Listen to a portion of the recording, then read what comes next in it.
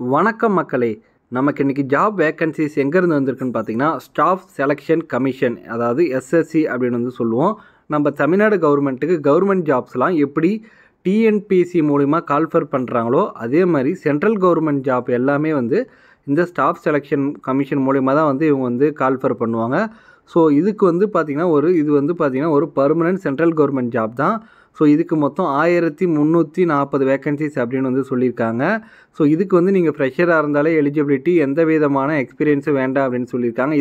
இதற்கான சம்பளமாக உங்களுக்கு 35,000லேருந்து 1,12,000 வரையும் உங்களுக்கு சம்பளம் இருக்கும் அப்படின்னு வந்து சொல்லியிருக்காங்க. இதுக்கு வந்து 38 மாவட்டத்தை சேர்ந்த ஆண்கள் மற்றும் பெண்கள் இருப்பாளருமே வந்து அப்ளை பண்ணியிருக்கலாம். பெண்களுக்கு எந்த விதமான அப்ளிகேஷன் ஃபீஸோ எக்ஸாம் ஃபீஸோ இல்லை அப்படின்னு வந்து சொல்லியிருக்காங்க. வாங்க இதை பற்றி கம்ப்ளீட் டீட்டெயில்ஸ் பார்க்க போகலாம். அதுக்கு முன்னாடி நம்ம சேனலை நீங்கள் இன்னும் சப்ஸ்கிரைப் பண்ணலன்னா சப்ஸ்கிரைப் பண்ணிங்க. அப்போ தான் நம்ம போடுற வீடியோஸ் உடனுக்குடன் உங்களுக்கு ரீச் ஆகும். ஸோ ஆன்லைனில் போர்ட்டலில் அப்ளை பண்ணுறதுக்கான ஸ்டார்டிங் டேட் ஆல்ரெடி உங்களுக்கு ஸ்டார்ட் ஆகிடுச்சு. லாஸ்ட் டேட் அப்படின்னு பார்த்தீங்கன்னா உங்களுக்கு ஜூலை 21 வரையும் உங்களுக்கு டைம் இருக்குது. ஸோ ஃபீஸ் பேமெண்ட் பண்ணுறதுக்கான டைம் பார்த்தீங்கன்னா ஜூலை 22 வரையும் உங்களுக்கு டைம் இருக்குது அப்படின்னு வந்து சொல்லியிருக்காங்க. ஸோ இதுக்கு 2 விதமான எக்ஸாமினேஷன் இருக்குது. உங்களுக்கு பேப்பர் 1 அண்ட் பேப்பர் 2. ஸோ ரெண்டுமே வந்து பார்த்திங்கன்னா கம்ப்யூட்டர் பேஸ்டு எக்ஸாமினேஷன் தான். அவங்க வந்து ஒரு டோல் ஃப்ரீ நம்பருமே வந்து கொடுத்துருக்காங்க. உங்களுக்கு ஆன்லைனில் அப்ளை பண்ணும்போது ஏதாவது சந்தேகங்களோ மற்றும் வேறு ஏதாவது உங்களுக்கு சந்தேகங்கள் இருக்கும் பட்சத்தில் அவங்களோட ஒர்க்கிங் டேஸில் ஒர்க்கிங் ஹவர்ஸில் இந்த டோல் ஃப்ரீ நம்பருக்கு ஃபோன் பண்ணி உங்கள் சந்தேகத்தை தீர்த்துக்கலாம் அப்படின்னு வந்து சொல்லியிருக்காங்க. ஸோ இவங்க வந்து ஜூனியர் இன்ஜினியர் பொசிஷனுக்கு தான் இவங்க வந்து ரெக்ரூட்மெண்ட் பண்ணுறாங்க. ஸோ ஃபஸ்ட்டு பொசிஷன் பார்த்திங்கன்னா பார்டர் ரோடு ஆர்கனைசேஷன். இதுக்கு வந்து பார்த்திங்கன்னா நீங்கள் டிகிரி இன் சிவில் இன்ஜினியரிங் அப்படி இல்லைனா 3 years diploma in civil engineering படிச்சிருக்கணும். இன்கேஸ் நீங்கள் வந்து டிப்ளமோ படிச்சிருக்கீங்கன்னா உங்களுக்கு அவங்க வந்து ஒர்க் எக்ஸ்பீரியன்ஸ் கேட்குறாங்க. 2 years works experience in planning or execution or maintenance of civil engineering ஒர்க்ஸில் வந்து உங்களுக்கு 2 வருடம் வந்து எக்ஸ்பீரியன்ஸ் இருக்கணும் அப்படின்னு வந்து சொல்லியிருக்காங்க. இதுக்கு நீங்கள் 30 வயசு வரையும் அப்ளை பண்ணியிருக்கலாம். உங்களுக்கு ஏஜ் ரிலாக்ஸேஷனுமே இருக்குது. ஸோ இதுக்கு வந்து பார்த்திங்கன்னா அவங்க எலக்ட்ரிக்கல் அண்ட் மெக்கானிக்கல் இன்ஜினியரிங்குமே வந்து கால்ஃபர் பண்ணுறாங்க. So degree in electrical or mechanical engineering படிச்சிருந்தாலும் நீங்கள் இந்த பொசிஷனுக்கு அப்ளை பண்ணலாம். 3 இயர்ஸ் டிப்ளமோ இன் electrical R automobile R mechanical engineering படிச்சிருந்தாலும் இதுக்கு வந்து நீங்கள் எலிஜிபிலிட்டி. இதுக்கு வந்து பார்த்திங்கன்னா உங்களுக்கு 2 இயர்ஸ் எக்ஸ்பீரியன்ஸ் வேணும். எதுலன்னு பார்த்தீங்கன்னா planning, execution, maintenance of electrical or mechanical engineering ஒர்க்கில் வந்து உங்களுக்கு எக்ஸ்பீரியன்ஸ் இருக்கணும் அப்படின்னு வந்து சொல்லியிருக்காங்க. அடுத்தது மினிஸ்ட்ரி ஆஃப் ஜல் சக்தி. இதுக்கு வந்து பார்த்திங்கன்னா நீங்கள் டிப்ளமோ இன் சிவில் இன்ஜினியரிங் படிச்சிருக்கணும் அப்படின்னு வந்து சொல்லியிருக்காங்க. இதுக்கு 30 வயசு வரையும் நீங்கள் அப்ளை பண்ணிக்கலாம் அப்படின்னு வந்து சொல்லியிருக்காங்க. இதுக்கு வந்து உங்களுக்கு எந்த விதமான எக்ஸ்பீரியன்ஸுமே வந்து வேண்டாம். அடுத்தது சென்ட்ரல் வாட்டர் கமிஷன். இதுக்கு வந்து பார்த்திங்கன்னா நீங்கள் bachelor degree or diploma in mechanical engineering படிச்சிருக்கணும்னு சொல்லியிருக்காங்க. இதுக்கு நீங்கள் 30 வயசு வரையும் அப்ளை பண்ணிக்கலாம். அடுத்தது சென்ட்ரல் பப்ளிக் ஒர்க்ஸ் டிபார்ட்மெண்ட். இதுக்கு நீங்கள் diploma in electrical or mechanical engineering படிச்சிருக்கணும். அப்படி இல்லைனா டிப்ளமோ இன் சிவில் இன்ஜினியரிங் வந்து படிச்சிருக்கணும் அப்படின்னு வந்து சொல்லியிருக்காங்க. இதுக்கு நீங்கள் 32 வயசு வரையும் அப்ளை பண்ணிக்கலாம். இதுக்கு உங்களுக்கு எந்த விதமான எக்ஸ்பீரியன்ஸும் தேவையில்லை. அடுத்தது மினிஸ்ட்ரி ஆஃப் டிஃபென்ஸ். இதுக்கு வந்து பார்த்திங்கன்னா நீங்கள் டிகிரி இன் மெக்கானிக்கல் இன்ஜினியரிங் அப்படி இல்லைனா 3 years diploma in mechanical engineering படிச்சிருக்கணும் அப்படின்னு வந்து சொல்லியிருக்காங்க. நீங்கள் மெக்கானிக்கல் இன்ஜினியரிங் டிப்ளமோவில் படிச்சிருந்தீங்கன்னா உங்களுக்கு 2 வருஷம் வந்து அந்த ஃபீல்டில் வந்து எக்ஸ்பீரியன்ஸ் இருக்கணும் அப்படின்னு வந்து சொல்லியிருக்காங்க. நீங்கள் வந்து டிகிரி இன் எலக்ட்ரிக்கல் இன்ஜினியரிங் படிச்சிருந்தாலும் இந்த வேலைக்கு வந்து நீங்கள் எலிஜிபிலிட்டி அப்படின்னு சொல்லியிருக்காங்க.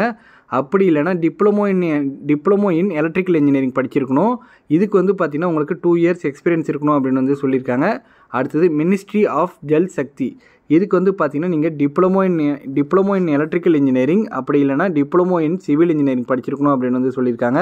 இதுக்கு நீங்கள் 30 வயசு வரையும் அப்ளை பண்ணிக்கலாம். அடுத்தது மிலிட்ரி இன்ஜினியர் சர்வீசஸ். இதுக்கு வந்து பார்த்திங்கன்னா நீங்கள் டிகிரி இன் சிவில் இன்ஜினியரிங் படிச்சிருக்கணும் அப்படின்னு வந்து சொல்லியிருக்காங்க. அப்படி இல்லைனா 3 years diploma in civil engineering படிச்சிருக்கணும் அப்படின்னு வந்து சொல்லியிருக்காங்க. நீங்கள் டிப்ளமோ இன் சிவில் இன்ஜினியரிங் படிச்சிருந்தீங்கன்னா உங்களுக்கு ஒர்க் எக்ஸ்பீரியன்ஸ் 2 வருஷம் கேட்டிருக்காங்க. ஸோ எதுலன்னு பார்த்தீங்கன்னா planning, execution and maintenance of civil engineering work. So இதில் தான் வந்து அவங்க வந்து ஒர்க் எக்ஸ்பீரியன்ஸ் வந்து கேட்டிருக்காங்க. கடைசியாக வந்து பார்த்திங்கன்னா உங்களுக்கு நேஷ்னல் டெக்னிக்கல் ரிசர்ச் ஆர்கனைசேஷன். இதுக்கு வந்து பார்த்திங்கன்னா உங்களுக்கு டிப்ளமோ இன் சிவில் இன்ஜினியரிங் வந்து படிச்சிருக்கணும் அப்படின்னு வந்து சொல்லியிருக்காங்க. இதுக்கு நீங்கள் 30 வயசு வரையும் அப்ளை பண்ணிக்கலாம்.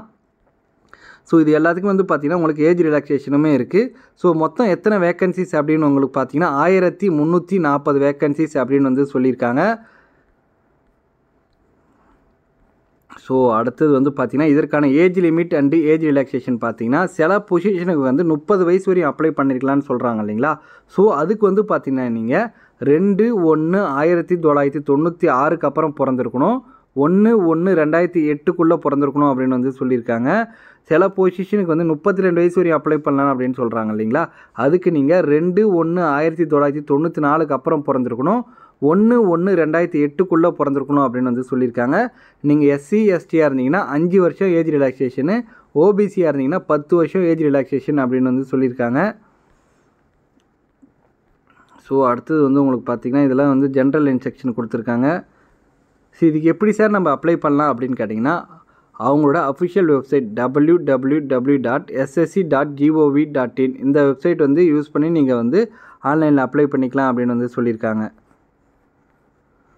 ஸோ விண்டோ கரெக்ஷன் பீரியட் இதெல்லாம் இது ஒன்றுமே இல்லைங்க. நீங்கள் ஆன்லைனில் அப்ளை பண்ணுறீங்க இல்லைங்களா, நீங்கள் ஒன்ஸ் ஆன்லைனில் அப்ளை பண்ணதுக்கு அப்புறம் நீங்கள் ஏதாவது திரும்பி வந்து தப்பாக அப்ளை பண்ணிட்டீங்க, எனக்கு வந்து கரெக்ஷன் பண்ணுறதுக்கு சான்ஸ் இருக்கான்னு கேட்டிங்கன்னா கண்டிப்பாக இருக்குது.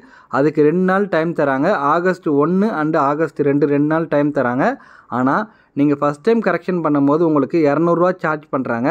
செகண்ட் டைம் வந்து நீங்கள் கரெக்ஷன் பண்ணிங்கன்னா உங்களுக்கு 500 ருபீஸ் சார்ஜ் பண்ணுறாங்க. ஸோ சென்டர் ஆஃப் எக்ஸாமினேஷன் பார்த்தீங்கன்னா உங்களுக்கு இந்தியா ஃபுல்லாக சென்டர் ஆஃப் எக்ஸாமினேஷன் இருக்குது. நம்ம தமிழ்நாட்டில் பார்த்தீங்கன்னா உங்களுக்கு சென்னை, கோயம்புத்தூர், மதுரை, சேலம், திருச்சிராப்பள்ளி, திருநெல்வேலி, வேலூர், கிருஷ்ணகிரி. ஸோ இங்கே தான் உங்களுக்கு வந்து எக்ஸாமினேஷன் சென்டர் இருக்குது. நீங்கள் பாண்டிச்சேரியாக இருந்தால் பாண்டிச்சேரியிலையுமே உங்களுக்கு எக்ஸாமினேஷன் சென்டர் இருக்குது அப்படின்னு வந்து சொல்லியிருக்காங்க. நீங்கள் ஆன்லைனில் அப்ளை பண்ணும்போது உங்களோட எக்ஸாமினேஷன் சென்டர் ப்ரிஃபரன்ஸ் கேட்பாங்க. ஃபஸ்ட்டு 3 சென்டரை வந்து உங்களுக்கு ஃபில் பண்ண சொல்லுவாங்க. அது உங்களோட ப்ரிஃபரன்ஸ் வைஸாக நீங்கள் வந்து ஃபில் பண்ணிக்கங்க. ஸோ ஸ்கீம் ஆஃப் எக்ஸாமினேஷன் பார்த்தீங்கன்னா ஆல்ரெடி நான் சொன்ன மாதிரி பேப்பர் 1 அண்ட் பேப்பர் 2 2 பேப்பர் இருக்குது. ரெண்டுமே வந்து பார்த்திங்கன்னா கம்ப்யூட்டர் பேஸ்டு எக்ஸாமினேஷன் தான். பேப்பர் 1ல் பார்த்தீங்கன்னா உங்களுக்கு மொத்தம் 50 கொஸ்டின், மொத்தம் ஜென்ரல் இன்டெலிஜென்ஸ் அண்ட் ரீசனிங்கில் 50 கொஸ்டின் இருக்கும், 50 மார்க்கு. ஜென்ரல் அவேர்னஸஸில் 50 கொஸ்டின் இருக்கும், 50 மார்க்கு. இதற்கான டைம் பார்த்திங்கன்னா உங்களுக்கு 2 மணி நேரம் 40 நிமிஷம் அப்படின்னு வந்து சொல்லியிருக்காங்க. அடுத்தது பார்த்திங்கன்னா பார்ட் ஏல general engineering civil and structural, அப்படி இல்லைனா பார்ட் பியில் வந்து general engineering electrical, or part சியில் ஜென்ரல் இன்ஜினியரிங் மெக்கானிக்கல். ஸோ நீங்கள் எந்த மேஜரோ ஸோ அந்த டிபார்ட்மெண்ட்லேருந்து உங்களுக்கு கேட்பாங்க. ஃபார் எக்ஸாம்பிள் நீங்கள் சிவில் மேஜர்னால் உங்களுக்கு எலக்ட்ரிக்கல்லேருந்து பார்ட் 2ல் வந்து கேட்பாங்க. நீங்கள் சப்போஸ் வந்து இன்ஜினியரிங் படிச்சிங்கன்னா சிவில் அண்ட் ஸ்ட்ரக்சரல்லேருந்து கேட்டிருப்பாங்க. நீங்கள் வந்து மெக்கானிக்கல் படிச்சிருந்தா மெக்கானிக்கல் ஓரியன்டாக உங்களை வந்து கேட்பாங்க. ஸோ நீங்கள் என்ன மேஜரோ அதில் இருந்தால் உங்களுக்கான கொஸ்டின் வரும். மொத்தம் 100 கொஸ்டின் 100 மார்க் அப்படின்னு வந்து சொல்லியிருக்காங்க. அடுத்தது பேப்பர் 2ல் பார்த்தீங்கன்னா உங்களுக்கு general engineering civil and structural, or part பியில் பார்த்தீங்கன்னா general engineering electrical, or part சியில் வந்து ஜென்ரல் இன்ஜினியரிங் மெக்கானிக்கல். ஸோ நீங்கள் வந்து என்ன மேஜரோ அதே தான் பார்ட் 2லுமே வந்து கேட்பாங்க. உங்களுக்கு 100 கொஸ்டின் 300 மார்க் அப்படின்னு வந்து சொல்லியிருக்காங்க. மொத்தம் 2 மணி நேரம் 40 நிமிஷம் உங்களுக்கான எக்ஸாமினேஷன் டைமிங் அப்படின்னு சொல்லியிருக்காங்க. பேப்பர் 1 அண்ட் பேப்பர் 2 ரெண்டுமே வந்து பார்த்திங்கன்னா அப்ஜெக்டிவ் டைப்ஸ் தான். ஸோ வந்து உங்களுக்கு எக்ஸாம் எதில் நடக்கும்னு பார்த்தீங்கன்னா ஹிந்தி அண்ட் இங்கிலீஷில் தான் சொல்லியிருக்காங்க. ஸோ தமிழ்லாம் உங்களுக்கான எக்ஸாமினேஷன் இருக்காது. 2 லாங்குவேஜ் தான், ஹிந்தி அண்ட் இங்கிலீஷ். ஸோ நீங்கள் ஒரு கொஸ்டின் தப்பாக ஆன்சர் பண்ணிங்கன்னா 0.25 மார்க் வந்து நெகட்டிவ் மார்க் அப்படின்னு சொல்லியிருக்காங்க. ஸோ நெகட்டிவ் மார்க் இருக்குது, இதை மறக்காமல் ஞாபகம் வச்சுக்கோங்க. ஸோ இண்டிகேட்டிவ் சிலபஸ் பேப்பர் 1ல் பார்த்தீங்கன்னா ஜென்ரல் இன்டெலிஜென்ஸ் அண்ட் ரீசனிங் வந்து ப்ரீஃபாக கொடுத்துருக்காங்க, இதெல்லாம் நான் கேட்பேன்னு சொல்லிட்டு. அடுத்தது ஜென்ரல் அவேர்னஸ். அடுத்தது வந்து பார்த்தீங்கன்னா உங்களுக்கு என்ன மேஜரோ, ஃபார் எக்ஸாம்பிள் நீங்கள் சிவில் இன்ஜினியரிங்னா சிவில் இன்ஜினியரிங்கில் எந்தெந்த போர்ஷன்லாம் நாங்கள் கவர் பண்ணுவோம் அப்படின்னு சொல்லி கொடுத்துருக்காங்க. அடுத்தது எலக்ட்ரிக்கல் இன்ஜினியரிங்னா மெக்கானிக்கல் இன்ஜினியரிங் அப்படின்னு சொல்லி ரொம்ப ப்ரீஃபாக அவங்க வந்து ஒன்றுமே கொடுத்துருக்காங்க.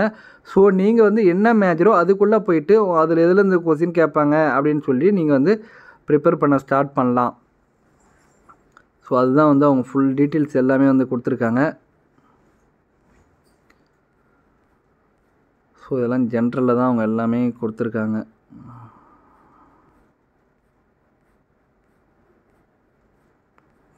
ஜென்ரல் இன்ஸ்ட்ரக்ஷன்ஸ் இந்த பிடிஎஃப்பில் கடைசியாக பார்த்தீங்கன்னா நீங்கள் ஆன்லைனில் எப்படி அப்ளை பண்ணுறத டீட்டெயில்ஸுமே அவங்க வந்து தெளிவாக கொடுத்துருக்காங்க. ஸ்டெப் பை ஸ்டெப்பாக ஸ்க்ரீன்ஷாட் எடுத்து அவங்க ஒவ்வொன்றுமே வந்து உங்களுக்கு டீட்டெயிலாக வந்து எல்லாமே கொடுத்துருக்காங்க. எப்படி வந்து யூசர் நேம் க்ரியேட் பண்ணணும், எப்படி லாகின் பண்ணணும், எப்படி டாக்குமெண்ட்ஸ் அப்லோட் பண்ணணும் அப்படின்னு சொல்லிட்டு எல்லாமே அவங்க டீட்டெயிலாக கொடுத்துருக்காங்க. ஜஸ்ட் நீங்கள் கோ த்ரூ பண்ணாலே உங்களுக்கே நீங்களே தனியாகவே ஆன்லைனில் அப்ளை பண்ணுற அளவு இவங்க வந்து ரொம்ப ப்ரீஃபாக டீட்டெயிலாக வந்து எக்ஸ்பிளைன் பண்ணியிருக்காங்க. ஒவ்வொன்றுத்துக்கும் பார்த்திங்கன்னா தனித்தனியாக ஸ்க்ரீன்ஷாட் கொடுத்துருக்காங்க. இதுக்கான எஜுகேஷன் குவாலிஃபிகேஷனை நீங்கள் டிப்ளமோ படிச்சிருந்தா எலிஜிபிலிட்டி, பிஇ படிச்சிருந்தா எலிஜிபிலிட்டி, பிடெக் படிச்சிருந்தா எலிஜிபிலிட்டி, பிஎஸ்சி இன்ஜினியரிங் படிச்சிருந்தாலும் எலிஜிபிலிட்டி அப்படின்னு வந்து சொல்லியிருக்காங்க. ஸோ ஃபஸ்ட்டு பார்த்தீங்கன்னா உங்களுக்கு பார்டர் ரோடு ஆர்கனைசேஷன் பிஆர்ஓன்னு சொல்லுவோம்.